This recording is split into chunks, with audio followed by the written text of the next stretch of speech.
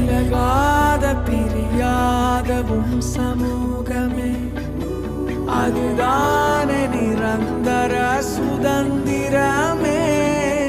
வேறொன்றும் வேண்டாம், நீர் போதுமே. நீர் போதும், எப்போதும் நீர் போதுமே. விலகாத பிரியாதவும் சமூகமே, அதுதான்